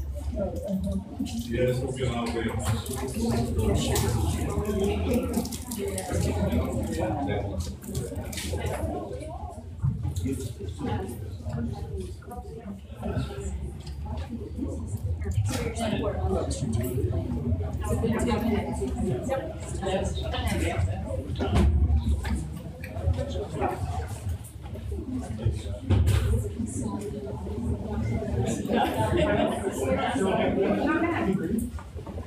Okay, we're back. I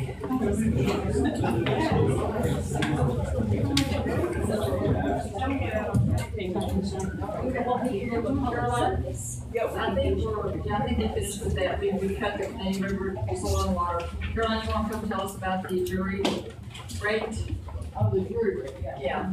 Is there anything you wanted to add or tell us or explain? The statute says that we pay no less than $40 per jury day, the second day. First day we pay $6. The jury will, the state will reimburse $34. Oh, okay. So, six of it is still the same. Okay, so is this something we haven't done this before, then the $40 we haven't done? we haven't done, but we haven't done for a few years. Okay. Just wanted to update. You might have said this, I'm sorry, I was getting to my right page. What do we pay today? 34, and we're, to pay 40. And so that's the new state requirement, to pay 40? Out of the 34 will be reimbursed by the state on that one, on that Yes. cost? How much? 34. 34. So for the 40, are we gonna be reimbursed 40 or just 34? Just 34. But the statute requires more. Another one of those. We need to keep a list, a rolling list of each. They changed the amount that they would reimburse. And where will that fall in the budget, carry that increase under jury account? It affects both our grantors and our creditors. Okay. Okay, it's statute, we can't do anything with that, can we? All right, Is it gonna be set at 40, yes. After the second, after the first day, do we need a motion on The that? 6 of the first day. 40. Do you need a motion? Yeah, what motion? Do you need a motion for them to set it at 40 or is that? Oh, I think so, maybe. That She wants to just took a big bite of something. Yeah, She wants to- took my chocolate fixed. Yeah, I think it'd be nice to have it in the minutes. Anybody want to make a motion? Go ahead. I move that, we set the jury reimbursements rate status sets for minimum of $6 for one day, for day one, and $40 day after first day. Okay, wait a second. Second? We have a motion and a second, all in favor, raise your right hand. Thank you very much. And can I just clarify something earlier, whenever y'all were talking about the $230 that you're adding to contingency, was that just? $230,000. Or did I say $230? I wish.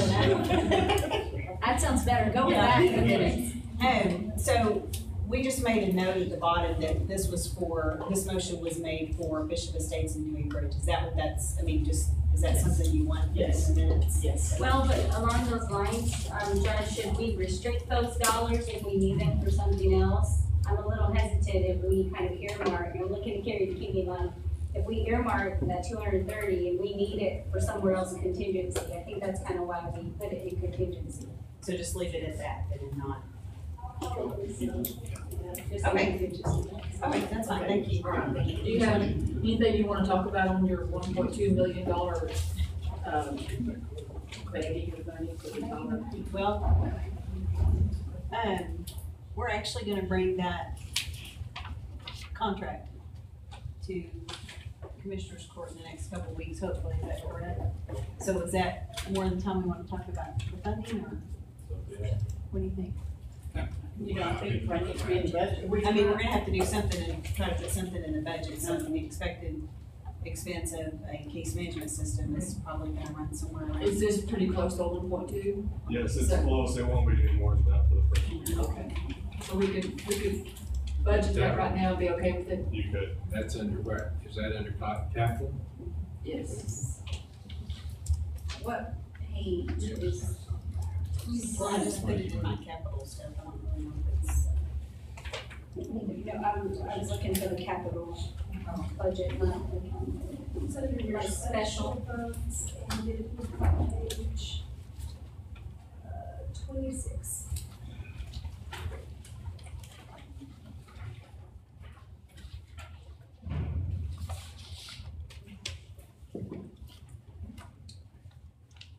$1 million.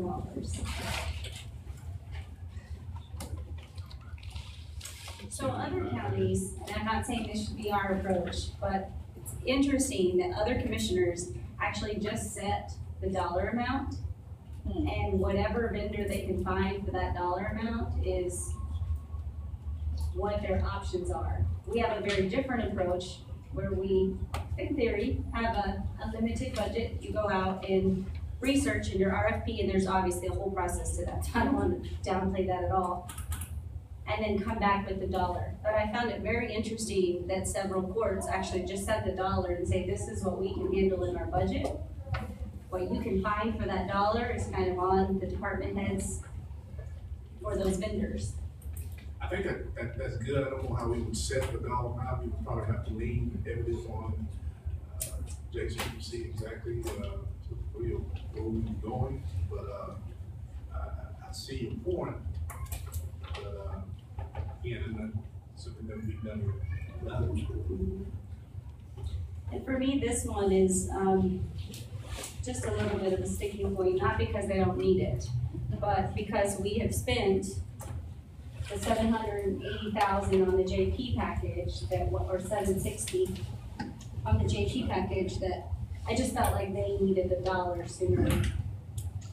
Commissioner, I'd like to know which counties they are, so we can go and see what the software was that they were able to get. Okay, yeah, I can get that to you. Okay, so for now, we're good with 1.2 million. Yes. And then this is when I wanted to talk about my records management. Well, do we need to vote on 1.2 million? Yes. Okay. Anybody want to make a motion? I'll make a motion that we,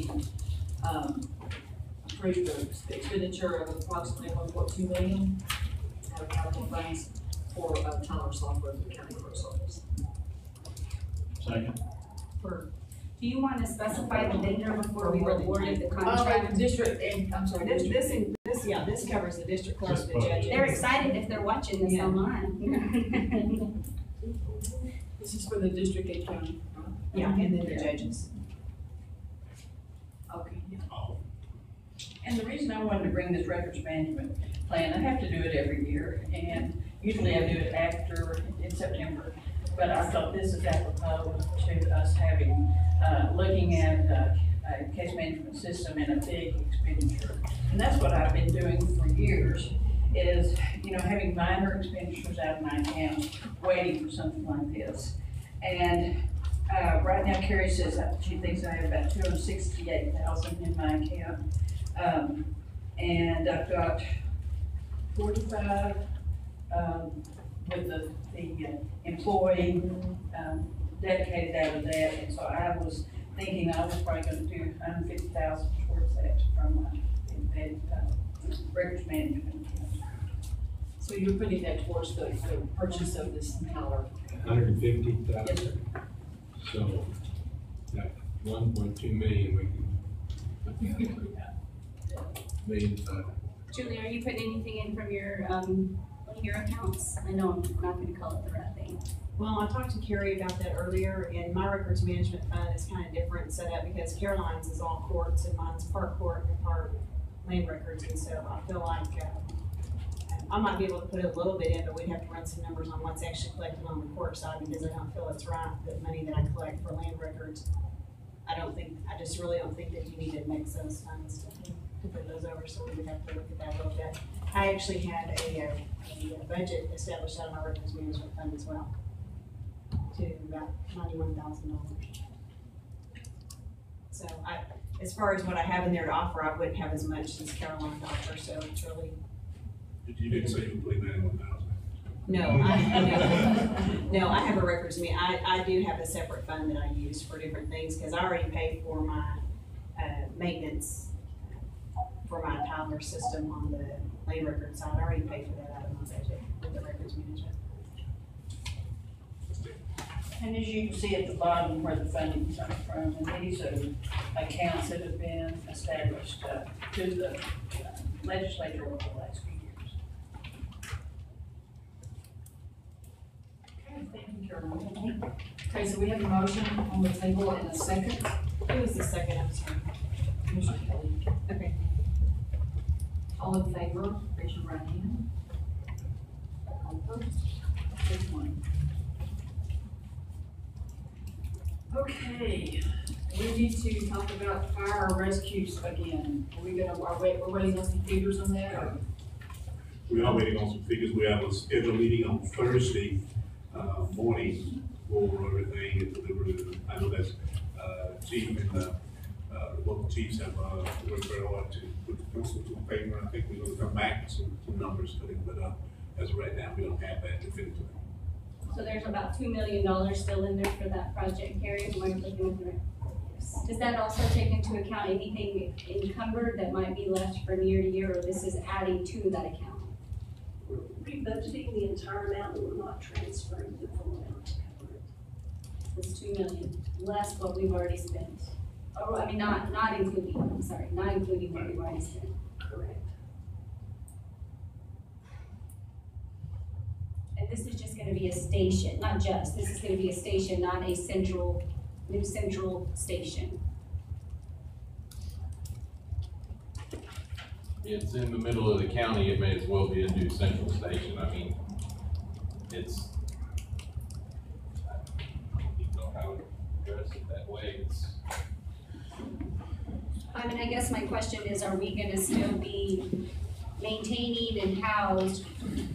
And when I say housed, I think of, you guys in your facilities and your classroom and everything that's at the central location today. Will all of that work migrate to this new proposal? A good part of it will. If you see our station now, we're pretty much out of room at the Willow Creek station. So part of our station will migrate to the new station while the other part of it stays there. What's the part that will migrate? More than likely, our training division will move to the new station. We have more area, we have the classroom capability, and we'll have a little bit of storage capability for training materials. So if there's gonna be some empty space at the old central, the current one, is any of that space able to be used to maybe build a new bay versus, and kind of slowing down this footprint versus, and again, I'm trying to think out of the box. The station we have is locked by doors, there's no way to go up, there's no way to go out. Basically, all we'll do is relieve the backfill. If you walk by our station right now, you'll understand. The truck bay you can barely walk through, you can't hardly walk outside. We just got some cabinets to clean our training room out just a little bit because you couldn't even walk through it. I mean, the station right now is a fire hazard, let alone, what we already have. So we have, if there's ever a picture perfect need for expansion, we have. So will the space, the current station, current central, will all that space it'll be unused if you're moving it? Absolutely not. That space will be used every day just like it is now. That's what I'm saying, is there's plenty of room for expansion. Are our volunteers growing? We're getting more volunteers? No. What are we expanding? like services that we offer or Well, training services? yeah, pretty much if you have training, I mean, you have training materials, you have to have the state mandates that we have to have training materials. Right now, we don't have all of those. So every year, we try to add a little bit of those materials to it, and we have to have some kind of storage to keep it. We've changed from Texas Commission to state firemen and fire marshals, so we have double curriculums that we're working off of. So you have additional training materials that are needed for that. And once again, you know, we've been needing to expand for years.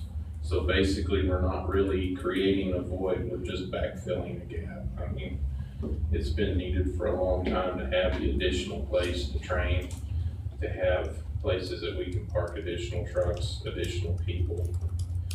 We can allow other departments to come in more. You currently have equipment sitting outside. Yes, sir.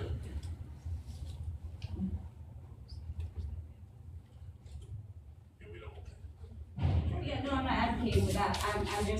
Again, you'll have to forgive me because No, I'm trying that's to fine, and that's just what think we're- out of the box, and you would think if we're moving something over, and I'm not in your expertise at all, so that's not my wheelhouse. I'm just thinking out loud with you, and you would think if some of that's moving over, that it would shift and it might free up some space currently at the central. It would be nice if it would free up enough space that we could create like a crew room, do away with an office, give the volunteers a place. If you know Station 5's office right now, it's about as big as this front part of the podium here, and that's their office. And they are one of our busier stations with a lot of people, so when everybody gets in the office, you know, there's no room to do anything. So it would be nice for us to be able to come in and modify the building later on to add maybe a better crew room, to add a better office, to do away with an office, to do something else to that building. But currently, I don't have any plans to modify the building itself because we need to get what we have currently housed, and then we can develop a plan and decide how we're gonna do it. Because right now, we're just bulging at the seams.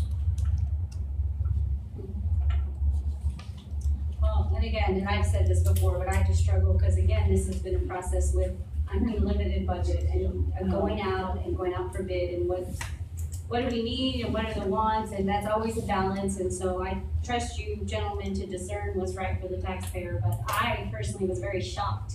And I don't think this 2 million will be it. That's my own opinion. Once the infrastructure goes in, I think it's gonna be more. But it's, this for me is a tough pill to swallow, not because the need's not No, there. it is but for it's everybody to it's a swallow. I big mean, budget. you know, when me and you talked about it, I had this figure that was given to me by contractors that I was banking on was a decent figure. And then when you get into it and find out that there are public buildings, that you have building codes, that you have everything to go through, I mean, there's nobody more astounded than me at the rate that this has exploded. So we're standing together in the fact that, yes, it's outrageously expensive to build a fire station.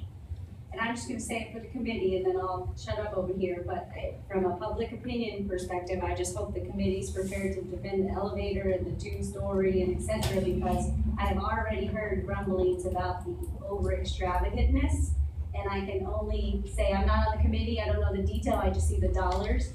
I'm just sharing that so that you're prepared, because I do think that will come up. Well, from the people that live in that area, we haven't had the grumbling about the extravagance, where their question is, when is it gonna be done? And I'm talking about all of the And- tax base, not just who. Well, and unfortunately, a lot of the tax base is not covered by us, so they don't have to be as concerned about it Hence because their grumblings. their station costs $2.5 million to build, and nobody ever even talks The about station it. that's covering them is worth at least $2.5 million. Yes, and nobody ever talks about that, they just build them when they get ready. And I think we have to focus on also coding, that is a requirement that, there's no way of getting around it.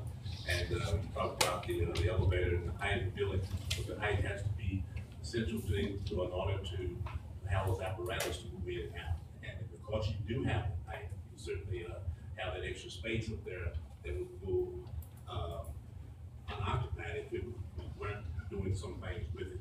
Elevator is certainly, us also. And I always throw this back at whoever asked about, later in the system, that we're gonna have the highest facility anyway. We certainly would not, it would be extremely embarrassed if, Governor Abbott came to visit our facility and, we weren't able to, we have to roll them up on the wheelchairs. And I would be concerned with all the disabled, not just one individual. Well, that was just But again, if it's one floor and footprint, but I trust you gentlemen. If we go concerning one that. floor with a bigger footprint, we're spending way more money. So, and that's where we're at, is we're at the point that we can do this for this much, or we can do it different for a whole lot more.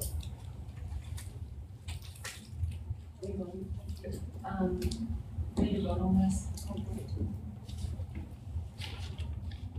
What are we voting on?